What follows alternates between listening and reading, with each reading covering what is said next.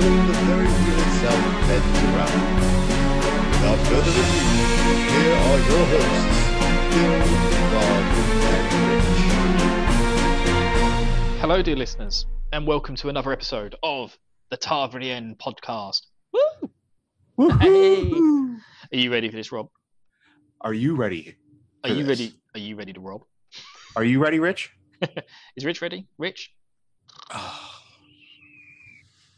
Real life again. Okay. All right. We completed the circle a couple times. That should suffice for a bit. Yes, we apologise for Rich not being here. In the words of Robert Jordan, let tears flow, O ye people of the world, weep for your salvation. Weep for Rich. Did you have that on the ready? Were you ready with that? No. That's from the Prophecies of the Dragon. Prophecies of the Rich. Yes, Prophecies of the Rich. This is from the Fourth Age, otherwise known as the we're all going to burn age. Many riches came before and after, but this was a rich. There was a rich, yes. There may be many riches. This was a rich. Yes, people. Welcome to a Wheel of Time podcast, where me and my two pals make a terrible job of going through the Wheel of Time books and taking the piss out of each other as we go along. Oh, well, it's part and parcel. If you don't make it, you gotta expect a little bit of a ribbing. You ribbing, yeah, exactly. Good old English ribbing, shall we say? What? Oh, good old friends. Oh, yes. Wink, wink, nod, nod, all sort.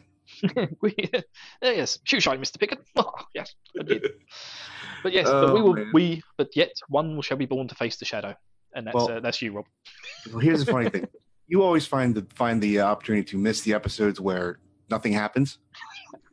So I wonder why that is. About a month ago, you skipped out on a chapter where Rand wandering in the woods, and last week you skipped out on a chapter where Rand took a bath, ate dinner, and went to bed. Did he go to the toilet? That might have been a few pages in there. I might have skipped it. God, do these people ever go to the toilet? The amount of time they spend like lying in the woods, like surely there'd be a moment like, Matt went off to relieve himself. But no, he's always just playing dice. Slight down the Aranel means something entirely different then. Yep. Yes, so this week we shall be reviewing a nice meaty chapter, which has got some things that I'm very excited to talk about. I'm very excited to talk about the contents of Rand's pockets. I'm very excited to talk about certain things Matt likes to do while he's spare time. And I'm also excited to speak about a little conversation with a new lady called Min, who I believe we did see in the last episode, but we didn't chat to. Previewed, no speaking lines. Rand just saw her speak to Maureen, and that was it. Like, but yes, I love the introduction. I love all these characters, but no, we'll get to it. Yeah. Min's great. I love the way she confuses Rand. Although, admittedly, on the audiobook, I think I mentioned this before as well. I'm not a fan of the voice that the guy does for her. The audio guy tries to do voices for the female characters. Oh, yeah, he does. Yeah. Oh, Rob, in your fledgling career of doing a bit of audio voice work, you should definitely listen to Audible. In fact, we should probably set up an Audible trial for our site. I think that'd be a good idea. Audible/Taviran a thing. Yes, or Audible trial /Taviran doesn't exist right now, but it might exist next week. I can't do that on the UK side. I've tried that for another podcast. So I'll leave that in your capable hands, my dear friend. Oh dear. So, do we have a format? Well, we had no reviews since our last podcast, but I do have a bit of good news. Mm-hmm. We have completed our full set. We have been now listened in all 50 states and the District of Columbia. So I want to give a shout out to all our new listeners /bots in Spearfish, South Dakota, Walcott, Vermont, and Alfred, Maine. Welcome to the pattern. Bill, that's all 50 states. We've got all 50 states. All 50 states and DC. That's incredible. And DC. Yeah, we don't normally count. Americans normally don't think of DC. I thought he was going to say and Hawaii or Alaska. The ones that aren't actually connected to your continent. But those are part of the 50 states. Just want to Don't let anybody know I'm to tell you that. But Oh no, I know they're part of the 50 states, but when you know if you're going to exclude any ones, I thought you do like the latecomers or the ones that aren't actually connected to the main landmass. it's not part of the continental United States. But because when we had Alaska and Hawaii early on, that was kind of Sorry, yeah, my knowledge of the US is I couldn't name all 50 states, but I do know Hawaii is part of it. Hawaii, yep. Hawaii and Alaska were the last two. Yep. Yeah, see, I knew that as well. This is like, it's like when I talk about the United Kingdom, you don't automatically think of like, the Falkland Islands, which is just off the coast of Argentina. part of the Queen's Empire. Yeah, part of the Queen's Empire. Sun never sets on our empire, my friend. Well, I think that used to be the case until we annexed Hong Kong back to China in the late 90s. Yeah. I think the sun does actually now currently sit on our empire in that area. Unless I'm probably wrong though. We've probably got some random specific island which belongs to us. Oh, actually, there is a random specific island that belongs to us because they all worship Prince Charles, which is really strange. Ooh. Questionable content in there. No, it's not. It's really funny. It's just like because the Queen and the royal family over in the UK is just mainly like a figurehead thing. They don't actually have any technical power. But yeah, for some reason there's just this random island. I think it's somewhere off the coast of New Zealand somewhere, and yeah, their head of state is Prince Charles. Oh my gosh, it's really strange. It's like not even the Queen; it's the Queen's son, who's he's in his late 70s anyway. These people seem to never die. I don't mean that horribly. Sorry for any royalists. No slander. I'm just saying, the Queen Mother lived to like 100 and something. The Queen's well into her 90s, I think. Oh my gosh, yeah, she'll live forever. Yeah, that generation's as hard as nails. Like the ones that lived through the war, because the Queen was great. She did loads of stuff during the war. She drove a tank. People don't often remember this sort of stuff. I wasn't alive then. Yeah, and there's a good story as well about, I think it's the guy from Saudi Arabia, like the emperor, whatever he's called. He's famously, they're all famously quite derogatory towards women. So when he came over, they don't let women drive out in Saudi Arabia, do they? Or they might have let them do it recently. So when he came over to visit the Queen, this 80-year-old woman, got in the car and drove him around Windsor Park at like 100 miles an hour. I remember that being a story recently. Like, should the Queen still have her license or something like that? Yeah, I think she's still got a tank license. To be honest with you, more power to. I wish I had a tank license. That would be awesome. That'd be awesome. I used to have a forklift truck license, but that's expired now. But they are really fun to drive. Anyway, this isn't a Wheel of Time podcast. Yeah, sorry, welcome to the History Channel. How we've had all those iTunes things saying how they love it when we stay on topic. Yes, we seem to find a pattern here. Rich and I get a podcast. We knock it out in 20 minutes. We get you, and all of a sudden we're talking about the Queen's tank license. Yes. Anyway, I'm probably completely wrong about all those stories, but I think that's really funny. It's all fun. It sounds like it'd be a blast. Yeah.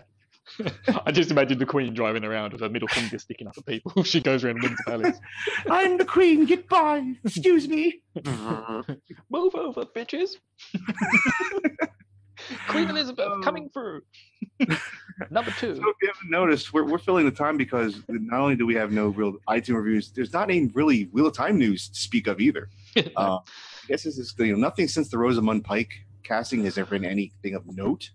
A bunch of rumors, a bunch of fantasy casts and all that. So we're kind of in a holding pattern or dark ages. But as always, thanks to Narg, I guess YouTuber Nameless, Bill and I check out from time to time, and hashtag Twitter time. Everybody's kind of chomping at the bit for news and updates. So yeah, we're all kind of looking at the same sources, waiting for stuff to drop. Yeah. So in case you guys didn't know as well. News from our side of things. I think we have said that we've got a YouTube channel for the podcast.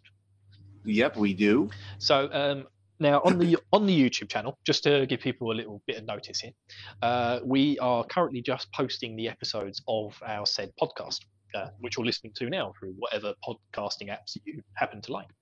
Podcast catcher. Yes, podcast. Oh, yeah, don't get me started on that. I hate that word.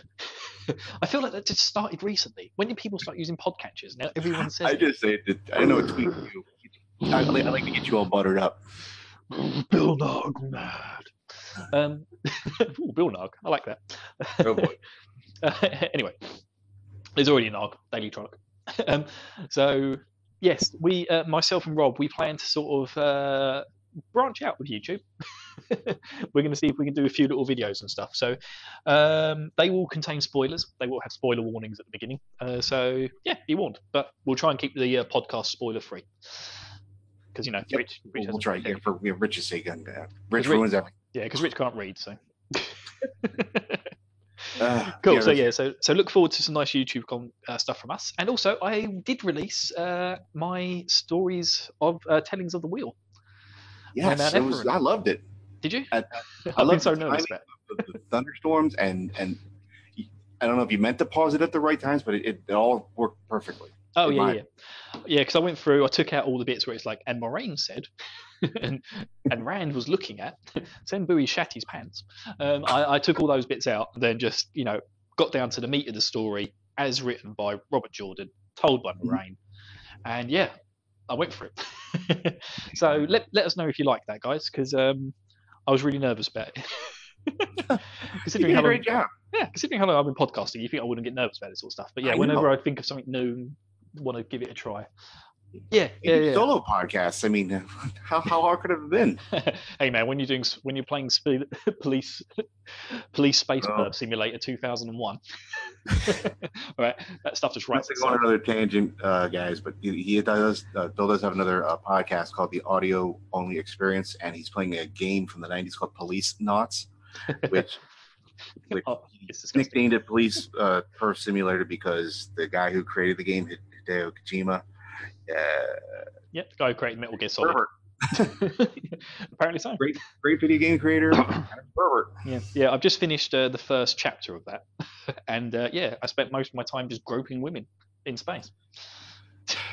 Yeah, well, that's the audio experience that we're. Let's put it this way: my favourite moment so far has been slapping Sharon Stone's boobs as a mechanical mosquito flew around the room. There it is. And I'm not even making that up. This is just what happens. It's supposed to be a serious police drama where you're trying to track down a killer. But it's a murder mystery, right? Yeah, it is. But occasionally you just have to slap Sharon Stone's boobs to move on the story. Yeah. That was actually to move on the story. I couldn't avoid it. Anyway, enough of the audio only experience. Experience is just XP. If anyone does want to look it up, I have almost no listeners for that show, which I fully expect, but it's kind of like a love project. I listen. But like I said, the content, to me, friend. Like I said, the content for that just seems to just come out of the air. It's just great. I love it. Anyway, no one else will. So, chapter 15 of The Wheel of Time. What's The Wheel of Time? Yes, chapter 15 of The Wheel of Time. So before we get started, I wanted to make one note. Because I don't want to skip this part, and I want to get your ruling on it because I think it should count. In the chapter, when Rand is getting ready to leave the Stag and Lion, he stops to watch Tom perform. Oh, yes. And I guess he gets a bunch of stares from the people around the common room, just saying, "Oh, there's one of those new people in town. What's his story?" So Rand feels that he's being stared upon, and he smooths his coat and then walks out the door. I want to count this as a smoothing of the dress. No. It's basically the same thing. I know it's basically the same thing, but the smooth, we can't. Well, I don't think have we had a smoothing of the dress yet? No, I don't. We can't have the first one being Rand just like smoothing his coat out. I'm sorry, Bill. That's sexist. So now you're alienating one half of the Jordan population. Yeah, but don't forget Book 8 where he wears a dress for a while. Anyway, I'm going to get off another tangent. Sorry, that's not a spoiler for anyone. It's just me being like, this is like trying to create another tangent and talk about Honeybee, aren't you? Yeah, I'm not going to talk about the Honeybee. Let's not get into that. No more video game tangents. So all right, so I guess I'll take it off my list. So Rand's smoothing of the coat in quotes. But yeah, because we've got smoothing of the dress. Nynaeve's going to have a braid thing going on. So hair braids, parent. I already got to my second one. Parent was stupid spot. So cool. Okay, yeah, we won't count that. But let's get into the chapter, mate. So chapter 15, Strangers and Friends. Friends and Strangers. Which one is it? Are you a stranger or a friend? Well, what I love, and it's one of my notes later, but I'll bring it up now. I love the fact that the name of this chapter is called Strangers and Friends, and we meet a stranger who becomes one of our closest friends. And later in the chapter, we meet a friend who becomes the strangest bloke in the whole book. do do do do. So I love the play on words and kind of turning it on its head that Jordan does. But I guess this chapter opens with Rand getting a quick behind-the-scenes glimpse of the inner workings of kitchens. The innkeeper may be the face of the place, but he knows who runs the show. That's the scullery maids and the cooks and the chefs and all of it in the kitchens. So we get a back and forth between Master Fitch and I think Sarah. What's her name? Yeah, Sarah, the cook. Yes. He's like, So Sarah. Thinking, well, I'll take my, I'll walk out of here and you can feed your own patrons. Oh, no, that's not what I meant. Just want to make sure everything's working back here. So, we get a little banter back and forth about how that. I think a kind of a semi-reoccurring theme is, the cooks and in-law. the cooks and the innkeepers, banter. You'll see that. I guess you'll see that in other locales throughout the series. But it's a classic relationship, shall we say? Now, one of the things I did like before he actually gets, this is like getting down to the cook thing is like one paragraph in. But the bit before that is just, I love Rand's excitement. He's just like, blood and bloody ashes. No one woke me up. I know. He's just like, despite everything they've been through, the boys are in the big city and he wants to get out into the city and have a look at what it's all about. And he's so excited. Just like, doesn't matter, what's happening. His dad could have died in the Two Rivers for all we know. Oh, I know. The Trollocs could have come back and re-attacked their village. He's gone through all this trauma and he's just like, oh, I'm in the big city, time to get out. Runs down the stairs, runs into the kitchen, like, give me some food. I'm going through and explore. I can't believe they left me. I'm Randall 4. And he's just so excited. And I love the fact that he's so, because Rand doesn't actually swear a lot in his books, because blood and bloody ashes is considered a swear word, and he does actually say blood and ashes. They didn't wake me up. That's how excited Rand is. Oh I just love that whole thing. Just like, yeah, come on.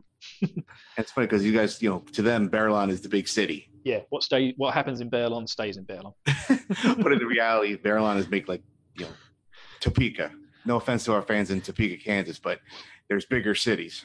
But they don't know that either. Then this is. Do the people in Topeka know that? I hope so. Guys in Topeka, there's a bigger city. Sorry to tell you this. World does not revolve around Topeka, Kansas. Just the same. But we have this little exchange between the Master Fitch and Sarah. Sarah's pissed off because Master Fitch has been around telling her about her cat not doing a proper job, and actually he told her the cat was doing too good a job. Yes, there's dead rats everywhere. Yeah, there's dead rats everywhere. Cat's done too good a job, and the clients have been complaining. So she's just like, well, fuck you, it's my cat. If you don't like it, I'll bugger off. He's like, no, Sarah, I can't work without you. I'll just tell him what for. And then he mentions the fact that the rats had their backs broken in on themselves. Yeah, and Rand is literally, Rand's literally mid-bite for his cheese and meat sandwich. Oop, I'm sorry. Rand's biting into his sandwich and he hears Master Fitch say about the rats and their backs being broken. And as Rand puts it, the taste of the food just turned to ash in his mouth. Yep. Because that's what happened in the dream. Exactly. A little too real. Yeah. Shit. So suddenly all of his excitement's gone. Dreams have come to life. Yeah, he's picked up his heron sword, all excited to go out into the city. And that's it. Now, is this the point where he just have we gone over the bit where he discusses the contents of his pocket?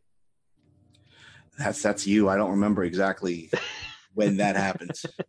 Like I said, I was too busy reading about him taking a bath and eating dinner.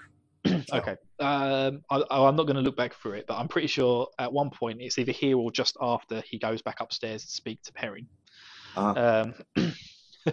He mentions all the things in his pocket. With like a piece of twine, a couple coppers. Pretty much. I just love the way he phrases it. I think he might have been trying to buy something.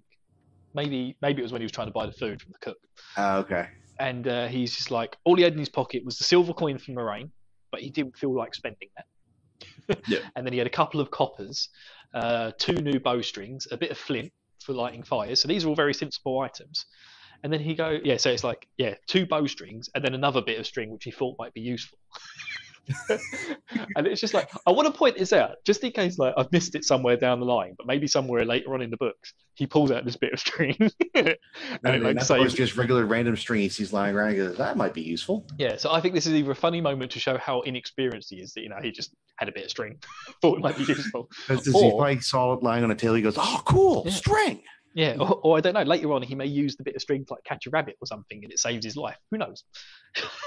So I want everyone out there to be on string watch. It's all part of the pattern. When does Rand use the string or lose the string?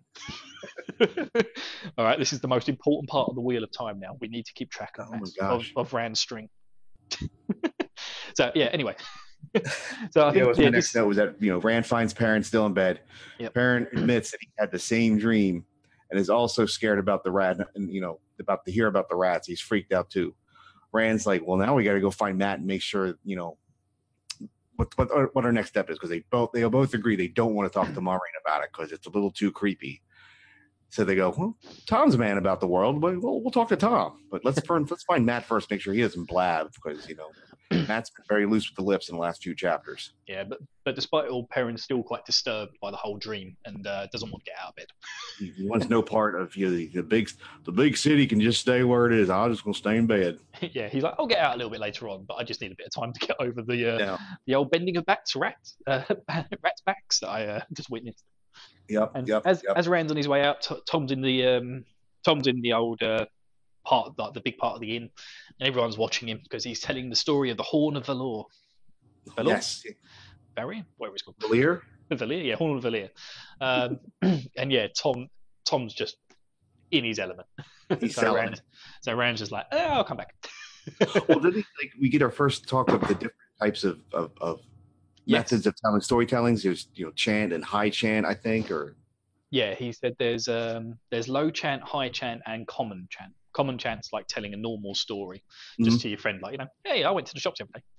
And then there's high chant where he's telling the story of Valir and all the men on horseback. And he even describes the fact that Tom looks like he's standing there, that Tom looks like he's riding on a horse, but he actually looks like 10 people riding a procession. somehow Tom just by himself is able to command these images into people's heads. It's a whole presentation. Yes. Yes, and it's the whole way that you're watching a master gleeman at work. He is the master. He is the master. Tom's great. So Rand goes out into the city, and this is where the title Strangers kind of comes into this chapter. He bumps into someone he saw the other night. Well, first because he's looking out over the city, isn't he, and all the amount of people there, and he comments on how, like, even in Emmons Field, at the busiest time during the busiest festival, there was more people just on this one street, just outside the Stag and Line. Every building was 2 or 3, floors and no thatched roofs to be seen, and he comments on how all these people are here, but they don't know each other. Yeah, and it's just like, so they're all strangers. Yeah, like normal life, Rand. Get the hay out of your hair there, buddy. Yeah, and that's where, because he takes a couple of steps back to sort of, give himself a bit of space from the whole scene, and then that's when he bumps into our good old friend Miss Farshaw. Miss Farshaw.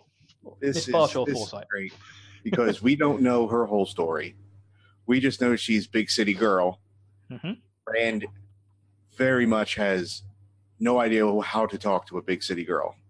No idea whatsoever. Again, I don't think Rand has much chance of talking to any girls in this book. Well, once again, he's used to the Two Rivers women who are, my way or the highway personified. Yeah, but even then, we've seen him talking to Egwene, and he just can't do it. Yeah. He just freezes up, says the wrong thing all the time. Bumble. Yeah, it's just like, there's a pair of boobs standing in front of him. He's not going to have much of a chance. But it's not even that. It's just it's Min's forward way of talking to him. Yes, but she's very interested in Rand. Yeah, we don't know exactly why yet, but it's she's curious about him. She knows about Moiraine because he kind of corrects her. Like, Moiraine, I've never heard that name before. And she's like, okay, yeah, whatever. Okay, do you mean Mistress Mistress Elise? Fine, we'll go with your story. Shut up, she heard her. Yeah, she gives him a sheep herder. So that's she's on the actually, board she right now. calls everyone from the Two Rivers a sheep herder. Yep. She says people called people from the Two Rivers wooden-headed sheep herders. He's like, who says that? Getting defensive. She's like, yeah, you're all supposed to be really soft, but if you start digging a little bit, you're all hard as nails underneath, like you're like roots from an old oak tree. She described it, doesn't she? You dig down and you find stone, I think is what she said, right? Yes, but she says you and the boys are like stone on top, where all the nice soft gooey stuff's been weathered away. God. But I love, like, after the whole conversation, he's trying to walk away, and what is it? You can't get away from me. I forget how she words it, but he's literally running from her, and she's like, you can't escape me. That's what it was. Oh, you could just tell he's freaking out inside. He's trying to walk away promptly away from this crazy woman. And it just cracked me up how she completely owns him, and it's awesome. I love it. Especially when you find out, a little more of her story and their relationship going forward. But this first encounter, she just has him completely owned. Yeah. So Min, as she describes it, as she describes Moraine telling her about it, has a special type of power. Yes. Moraine says that she can see parts of the pattern. And basically, when she looks at people, she sees like images floating around them. Some of them just like naturally, she knows exactly what they mean. Other ones are a lot more cryptic. Mm-hmm. And when she looks at the boys, she sees a whole butt ton of cryptic stuff. Yes, she can't suss it all out. It has to come in. And that's why she just talked to them to figure out what these things mean. Now we're not going to give any spoilers here, but everything is basically complete foreshadowing for stuff that happens in the future. Even stuff that I can't like. I have read through the series, but some of these things I'm like, I can't even remember what that is about. But I think there was one about she says with Perrin, like she could see an image of a wolf, which is that's very clear later on down the line. And then she says there's an image of a broken crown, and I'm like, I think I know what that is. But I'm not sure. And then all the stuff she says with Matt is just like that's like the next right? 10 books, I think. It's just like she just keeps reeling them off. Now there's this, there's the picture of like the eye on the scowl, which we discussed the other day because you mentioned that thing to me when we were talking about something. Yeah, I'm not going to spoil it, but you mentioned that moment in the book to me the other day on Discord, and I was just like, "What are you talking about?" And then like you had to refresh my memory, and I was like, "Oh yeah, emoji of refreshment." But otherwise, I'd have been like during this when I was reading this bit, I'd have been like, "What the hell's an eye on a scowl got to do with things?" But there's so many weird stuff like the eagle. Rand has a sword that's not a sword. Yes. 3 women crying over his grave. Like she says all this stuff to him, and it's all foreshadowing in the books. And like, yeah, when you're rereading it, you're like, oh my god, like Robert Jordan, this happens in like 10 books time. That's how it was with the story when Mario was telling the story of Manetheren and Queen Eldraine. Yes. That's in book 1 foreshadowed something that happened in book 14, and that just blew my mind. I know, it's crazy. So yeah, I don't think we're giving anything away because it is all we've said is the stuff that Min points out. Mm-hmm. And she points out when she sees all 3 boys together, it's like a dark cloud and sparks. The sparks are trying to fill the cloud, and the cloud's trying to eat the sparks. She doesn't have any idea what it means, but it looks terrifying. And then she lets Rand know that doesn't matter where he goes, we're going to meet again. Yes, we're meeting. He's like, I don't think so. Oh, it's like, oh no, yeah, I'll see you when I'm on my way back. She's like, yeah, maybe not. I'll see you again. It's a great opening exchange. It is great. I absolutely love Min. I just love the fact that she just turns up and says, hey, I can see all this stuff floating around your head, and the buggers off. And everyone's like, ah! What the fuck's that? What is that? You can't escape me. I can just picture Rand kind of quick walking away, trying not to make a scene, but fast walking away from her. Oh, it's hilarious. Yeah, but that's almost how it happens in the book. Like 1 minute you're in this deep conversation with all this like stuff being thrown at you that you're like, oh my god, what the hell does all this mean? And then the next line is just like, Rand's bustling through all these people. He's just like literally just scarpered. It's great. Good old Rand. So Rand scarpers his way around Burlon, not very successfully, making his way around the sea. He's just saying like how big this is, and some of the roads are, I guess, like cobblestone, and some are mud dirt packed. He's just, this is like Watch Hill, Watch Hill, Terran Ferry, and Evansfield all put together. Yep. I remember when they first got to the city, and Tom was just like, "Come on, guys, big city." You ain't got any idea. But Rand's convinced that this is the biggest city on Earth at the moment. I know. I find it all very confusing. And then what happens, Rob? He sees someone that looks vaguely familiar, kind of darting off in the crowd. Yeah, looks very disheveled. Follows him into the alley, and well, he's just like, that is him. That's Padding Fane, the peddler. Padding Fane? We thought he was dead. Yeah, we thought he died in the Trolloc attack because he disappeared. His cart had been set on fire. I think Lan even nicked a couple of his horses, didn't he? Probably, yeah. Oh no, he didn't. He bought the horses from the other people. He said the horses weren't any good for what they needed because they were slow plodding horses.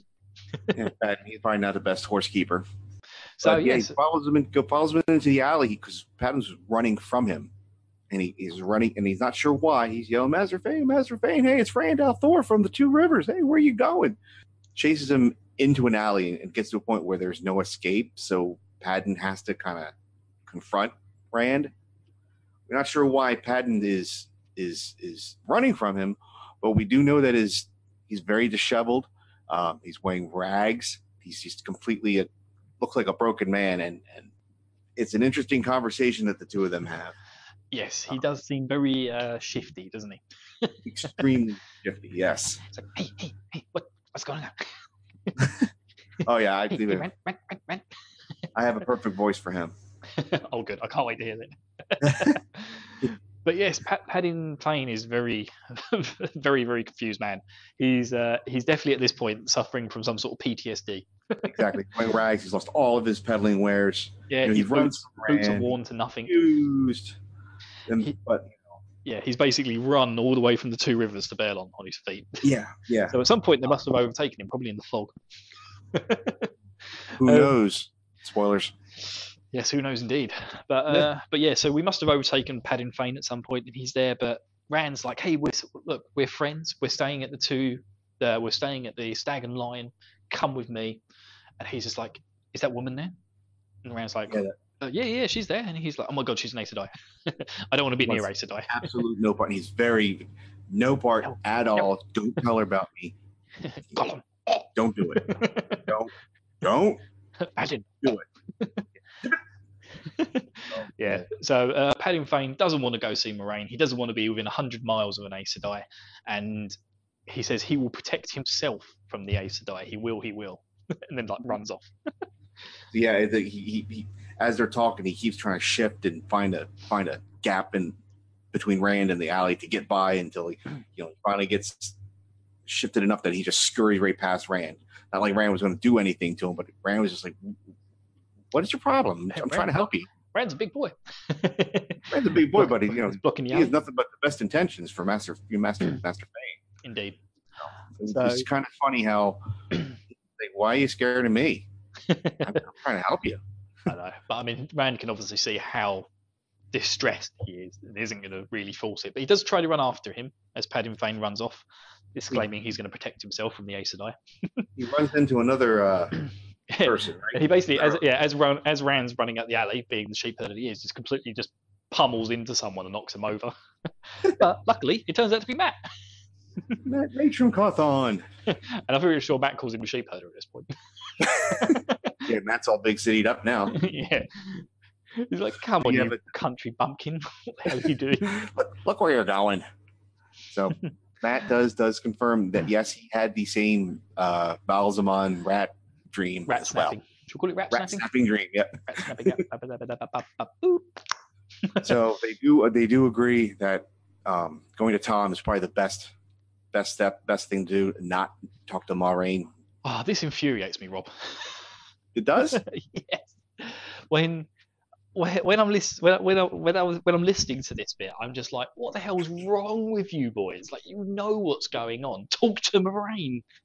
She even said, if you have problems with dreams, come to me. But they're still so leery, and their thought is Tom is man of the world and knows all these things. but it's just like I just want to slap him about. It's just like, come on. She's the one who's rescued you from the two rivers. She's the one who's giving But you they still don't know that yet. information on what's happening. I know, but they do know that. But don't forget, Rand also had that one dream where he was being led to the White Tower. And Yes, but the dream it was a trap. like I said, now this isn't a spoiler, but my theory is that that's nothing to do with the Beelzebub dreams. Well, I get that, but still, in Rand Yeah, recalling that dream says it's fresh in his memory, isn't it? it's White Tower may not be good.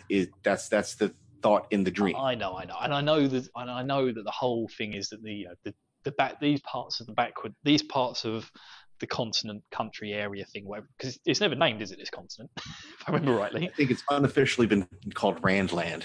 Randland. Oh, yeah, I like that. But yeah, there's they're in the country of Andor, and this is even Baerlon is still like a backwater part of it. It's actually a mining village, and yeah, like this whole area is like very mistrusting of Aes Sedai. Yes. But it just really bugs me. It's just like, in that situation, I would have been like, well, this woman with a kick-ass warder, I'm definitely going to tell her about this dreamer that we've all had, because clearly, we know Trollocs are chasing us. We don't know why, and now we've all had a shared dream. Maybe the Aes Sedai can help us. But then, of course, we know in the next chapter or so, and we know Tom already has a stigma against Aes Sedai. Yeah, Tom has his own one. Kind of predict what Tom will tell them at this point. Yeah, but anyway, so Matt and Rand, they now have a little mini adventure. You could say that. Where Matt does something stupid, and Rand just seems to go crazy. Well, so I guess tell us the story. At some intersection, and across the way they see some gentlemen in white cloaks. They weren't physically doing anything. They were kind of preaching the good word. Yeah, rather strongly, right? Not even that. They're just wandering around. They're just wandering around the city, and everyone in the city just seems to make a space around them. He says it's like, so yeah, they weren't even doing anything. It was just Matt doing Matt things. Nope. Yep. So these white cloaks are just walking along, doing nothing. Everyone can see. It's clear to see that everyone's terrified of these white cloaks. And Matt's just like, "Hey, I've got an idea," and he runs off into a building. Runs off to the top of the building, and then leans out of a window. Is it the window? Or is he on the roof? I forget. But yeah, but he's high up. He gets his slingshot out, and then Rand can suddenly see what Matt's planning. There's like a stack of barrels down an alleyway which are being held there with a big peg in the floor, and there's a big puddle of mud. And just as the white cloaks are approaching, and it's important to say how the white cloaks are described, because they're in burnished steel, which have been polished to the point where they look like silver. So these guys are in white cloaks with a big bright orange sunburst on the chest above the heart. This perfect polished steel, and their cloaks are so high, like high enough that they don't go into the mud. So these people just look like they own the place, sneering down at everyone, and that's what sets Matt off. So he goes up, flings his slingshot, knocks the peg out. The barrels go rolling. The white cloaks jump out the way of the barrels, but get splattered with mud. And at which point, the guy whose barrels they are runs out the alleyway, screaming his head off, sees the white cloaks, and then runs back into the alley. He's petrified. He's like, "Oh shit!" I didn't do that. And this whole time, Rand is just standing there, laughing his head off in the middle of the street. Doesn't really realize that the entire street is emptied. And he's just standing there and laughing. Then when he stops laughing and looks, the white cloaks are just staring at him. And then the big one walks up to him. Lord Bornhold. Lord Bornhold. What a blowhole. But anyway, we'll find out more about this guy in the future. But yeah, Lord Bornhold, and he basically starts accusing Rand of being a Dark One. And rather than sort of being terrified or anything, Rand just suddenly starts tingling and starts growing some sort of weird spine from somewhere and goes absolutely crazy. So he just flicks his coat. We need to let people know that don't know. The White Cloaks are kind of Robert Jordan's version of the Spanish Inquisition, or like McCarthyism in America in the 50s, where if you're not completely in line with the White Cloaks' way of thinking, then you must be evil. Yes, it's very much, like, if you're not us, you're evil. That's basically pretty much what it boils down to. And even if you are us, if we accuse you of being evil, you're probably evil. Yeah, we don't even need to give you a reason. So they see Rand laughing at them, and there's no cause for anything besides just some bloke laughing at someone getting mud. But because the White Cloaks are upset and they see this guy laughing at him, he just walked over and says, "Well, why would you laugh at us? That's just mean." Yeah, but he's such a dick about it, though, isn't he, Bornhold? Oh, he's very much a dick about it. We'll find that's a general. You made that saying really nice, like, "Hey, what are you laughing at us? What are you laughing at me for?" Whereas he's just like, "Boy." You'll find that most of the White Cloaks are dicks. Yes, pretty much 99% of the White Cloaks are dicks. There's a couple of good eggs. Yep, but like you said, Rand feels a tingle, and not the Peter tingle from the MCU, but. He gets a backbone, and he's like, "Well, I'm laughing. I can't laugh. Yeah. What are you gonna do? What are you gonna do?" Yeah, and he rather than hide his heron marked blade that he's strapped around his neck. That's right. They see that. His coat over, doesn't he, to show it off? And then one of them goes, "Heron marked, sir," and he goes, "He's too young." And Rand's is like, "Oh, am I?" Well, this is an early shot. I guess the tingle is another way of mentioning maybe that's some Taverin kicking in. I think so. I think it's something other than Tarviran, to be honest, man. Again, my theory of the dreams, but I don't want to give spoilers. If it was anybody else that did this, they'd be locked up. They'd be in a dungeon right now, rotting away. Great. But for some reason, because it's Taviran, Rand is just laughing at him like, "What are you going to do? What are you going to do?" It's just so funny, though. It's just like little things like when Bornhold says, "What are you doing here?" He goes, "I just arrived in Baerlon. Can you suggest a good inn?" And he's like, dodging my questions, are you, boy? You must be a dark one. There's other scenes coming up that I just read a chapter with another one. Like Rand will do these things or say these things, and then maybe a minute later goes, "What the hell was I thinking?" Yeah, that this is the first. Well, I think this is actually the second one of those moments, but this is the first clear one where he's just like, he's obviously like. Not in his head. Something else is controlling him. And he mentions like a voice at the back of his head telling him. That's why I was thinking Taviran was in play here, because when he looks back and goes, "What the fuck? No, I shouldn't have been doing that at all." Yeah, but I don't think it's Taviran. I think it's something else. I don't think it's Taviran. Yeah, I think it's agree to disagree. I think it's some other influence. Discord, we need to hear from you. What's influencing Rand being a smartass to the White Cloaks? There'll be a influence. Who knows? Maybe Rand's under the influence. Maybe he's got a cocaine habit we don't know about. Like Eric Clapton. Yep. Or Ozzy Osbourne. Cocaine. Anyway, we don't condone the use of drugs in Randland. No, not at all. Not at all. Make Forkweek legal. So Rand is saved by the town watch. So before the White Cloaks can do anything more to Rand. Maybe this is also Taviran kicking in. I think this is definitely Taviran kicking in. Yeah. So the one of the other White Cloaks who are there, one of the other Children of the Light, notices and points out to Lord Bornhold that the City Watch have arrived, and Bornhold, who just is a complete knob, is disgusted by everything, shouts out that Baerlon now stands in the shadow and no longer walks in the light. So he just curses the whole city. Turns around, they all walk off. Again, the same thing happens. They go into the crowds. The crowd form like a bubble around them because no one wants to go near a White Cloak. No one wants to upset a White Cloak. And the Town Watch follow. And then I like the bit when the Town Watch reach the crowd that they're like fighting to get through, going, "Move out the way for the watch." And everyone's like, "Yeah, fuck off."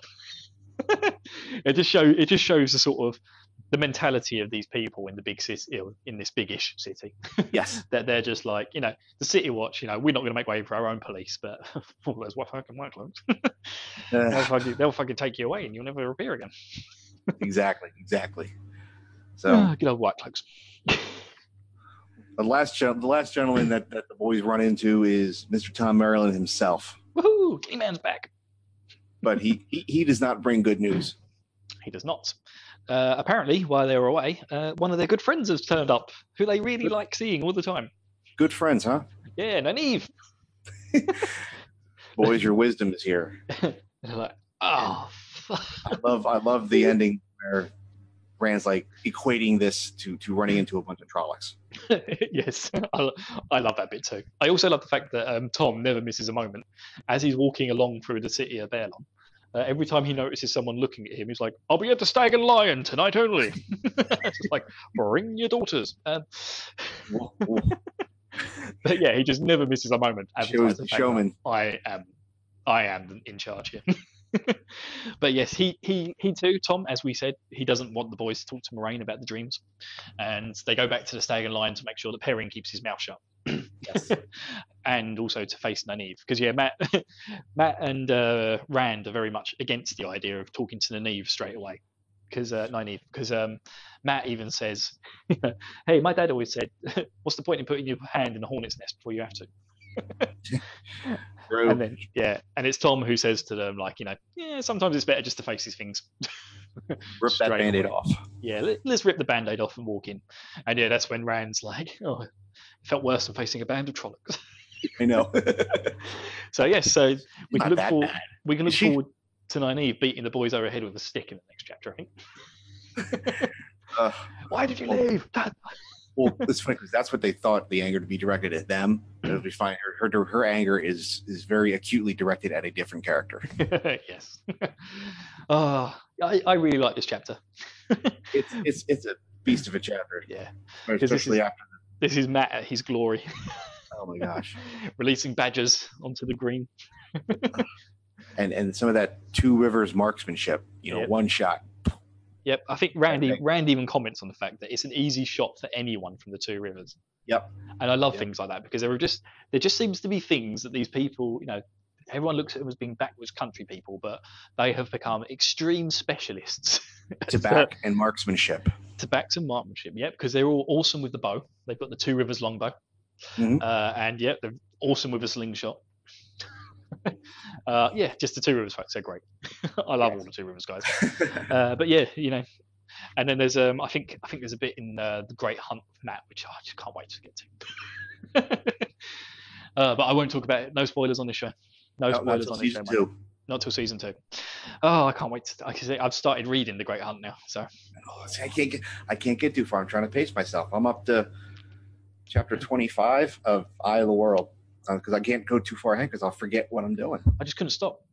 I got to this chapter. This chapter was the one, I hit this chapter and I was just like, I've got to keep going. This is it. I've got to keep going. And I got all the way to the Great Hunt. I've had a break. I've had a bit of a break. But see, I'll read a chapter, then I'll pull out the bit I want to do the readings for. Then I'll write notes down, and doing all these things will keep information fresh in my brain. And I don't want to get too far ahead because then I'll have to recall stuff from 30 chapters ago. Or no, yeah, I always go back and re-listen to the chapter and make some notes before we do a recording. That's my policy. But I just couldn't stop reading. I couldn't stop listening to the book once I started. It was just the wheel of time just grips me like only other Brandon Sanderson. It's all part of the pattern. It's all part of the pattern, yeah. But yeah, I feel it helped for YouTube content to make it fresh. I would have never remembered the contents of Rand's pocket if I'd have just gone off what I'd listened to weeks ago. It's just like, Rand had something in his pocket. But yes. So, what's the next chapter? Are we doubling up? Well, we have no, not with this piece of a chapter. No, I'll take it right into readings with Rob. Oh no! Oh yeah, sorry, I forgot about readings with Rob. Sorry, Rob. I forgot about readings with Rob. Yes. So here we go with this week's readings with Rob. And now, the Ta'veren present to you readings with Rob. A few steps into the hallway, the peddler had stopped in his tracks. A tall fence made it into a dead end. As Rand skidded to a halt, Thane rounded on him, crouching warily and backing away. He flapped grimy hands at Rand to stay back.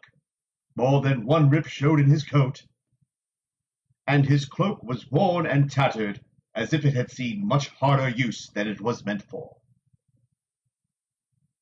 Master Thane? Rand said hesitantly. What is the matter? It's me, Rand al'Thor, from Emond's Field. We all thought the Trollocs had taken you. Thane gestured sharply, and, still in a crouch, ran a few crabbed steps towards the open end of the alley. He did not try to pass Rand, or even come close to him. Count, he rasped. His head shifted constantly as he tried to see everything in the street beyond Rand. Don't mention him. His voice dropped to a hoarse whisper, and then he turned his head away, watching Rand with quick, sidelong glances. Damn, there be white cloaks in this town. They have no reason to bother us, Rand said. Come back to the Stag and Lion with me. I'm staying there with friends. You know most of them. They'll be glad to see you. We all thought you were dead. Dead? The peddler snapped indignantly. Not Patty Fane. Patty Fane knows which way to jump and where to land. He straightened his rags as if they were feast day clothes. Always have, and always will. I live a long time. Longer than... Abruptly, his face tightened, and his hands clutched hold of his coat front. They burned my wagon and all my goods. Had no cause to be doing that, did they? I couldn't get to my horses. My horses! But that fat old innkeeper had them locked up in his stable. I had to step quick not to get my throat slit. And what did it get me? All that I've got left is what I stand up in. Now is that fair? Is it now? Your horses are safe in Master Alvair's stables. You can get them any time. If you come to the inn with me, I'm sure Moiraine will help you get back to Two Rivers. She's the Aisla, is she? A guarded look came over Fane's face. Maybe though. He paused, licking his lips nervously. How long will you be at this? What was it? What did you call it? The Stag and Lion? We leave tomorrow, Rand said. But what does that have to do with? You just don't know, Fane whined. Standing there with a full belly and a good night's sleep in a soft bed, I've hardly slept a wink since that night. My boots are all worn out with running, and as for what I've had to eat... His face twisted. I don't want to be within miles of an Aes Sedai. He spat the last words. Not miles and miles. But I may have to. I have no choice, have I? The thought of her eyes on me, even her knowing where I am. He reached towards Rand as if he wanted to grab his coat, but his hand stopped short, fluttering, and he actually took a step back. Promise me that you won't tell her. She frightens me. There's no need to be telling her. No reason for an Aes Sedai to even be knowing I'm alive. You have to promise. You have to. That was Readings with Rob. If there's a passage in an upcoming chapter you wish to have read on the podcast, simply tweet us at TavirenPod with your request. Cool. Okay. So that was Readings with Rob. So what I meant was next week we're going to double up because chapter 16. Yeah, chapter 16. The Wisdom's a very short chapter. It's only 25 minutes. And then Watchers and Hunters is a bit of a beefy one. It's 40 minutes, but together they're going to make about an hour, which is almost the same length for Strangers and Friends, which we've just done. All right. You're killing me here, but okay. We'll double those ones up. Well, otherwise we're gonna have to do a whole show on the Wisdom chapter, which is chapter 16, which is just 25 minutes. So that's the kind of chapter that me and Rich would do, right? Yep. So next week I won't be here. I only have a few notes on that chapter. Yeah. By the way, I'm not here next week. No, I will be here. I will be here to double up on that one. Because I think the chapter after 16, I think it's quite an exciting one. So yes, I'm looking forward to it. So next week, people, 16 and 17 together. All right, no excuses. Read them all. Guys, rate and review our podcast. Show us some love. Yes, on whatever podcatcher apps you don't have to say. You don't have to say it like that. Well, I just hate that word, podcatcher. I get it. I get why it's correct, but just on your podcast apps, whichever podcasting apps you choose, rate and review because it really helps other people find us. And check out the YouTube channel because hopefully we'll have some exciting content coming to you, courtesy of myself and Rob. Because we're leaving Rich out of that one. Spoilerific content. It's going to be very spoilerific. So things will have spoiler warnings, so you'll have ample opportunity to skip over videos. And because Rich hasn't actually got to the end of the books, and he won't be joining us. Sorry, Rich. Sorry, buddy, but I don't want to spoil it for you. Rich, if you have any objections, speak up now. Excellent. No objections. All right. And also, I want to hear Rich cry at the end of, I think, book 9. When we get to that chapter. Because I'll tell you what, I watched a YouTube video where someone talked about that chapter, and I started all welling up inside. Oh, yeah? It gets me every time, man. But yeah, all stuff to look forward to. It's just so, man, really gets me. It gives me goosebumps. Yes. Good stuff coming, definitely. There is some good stuff, lots of good stuff coming in the Wheel of Time and on the Targaryen podcast. So yes, next week, the Wisdom, Watchers and Hunters. Get those chapters done, people. All right. What else we got, Rob? I think that's all for today. All right. Well, it's your round then at the Stag and Line. Yes. Yep. I'm working on another outro, so I have something planned for that. All right. Okay. God, yeah, it's such a long way back to the Wine Spring Inn, though. All right, guys. Take care. Thank you. We're going to get an Uber Eats. Bye-bye. Bye. Thank you for listening. If you want to continue the conversation, tap into the One Power and contact us on Twitter at TavirenPod. You can also contact Bill at Matunica and Rich at HaleBlue1569.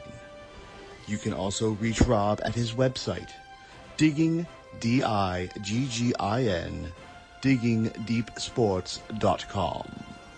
And, as always, we will see you at the Wine Spring Inn. Here's to another great podcast, gentlemen. Cheers! Ah, damn it, Bill! Not again!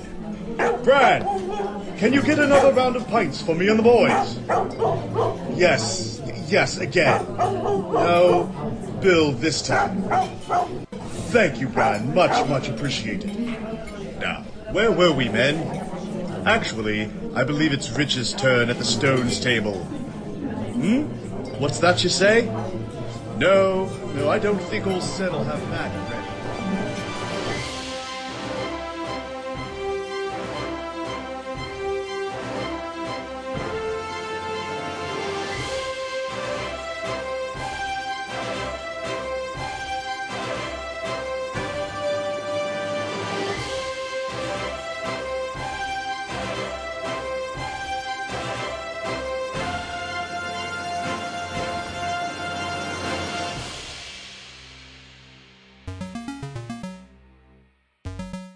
Hello, friends. This is Troidal Power, host of the Troidal Power Presents the Power Playthroughs podcast with Troidal Power, a podcast where I, your host, Troidal Power, play through games in a powerful way. And I'm inviting you to listen to Troidal Power Presents the Power Playthroughs podcast with Troidal Power, a podcast where I, your host, Troidal Power, play through games in a powerful way. You can find it and a lot of other weird shows at probablywork.com.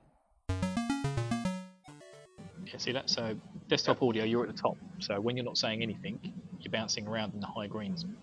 And I can hear like what sounds like a washing machine in my ear.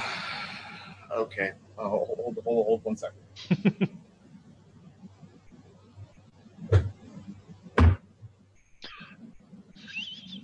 Are you punching it?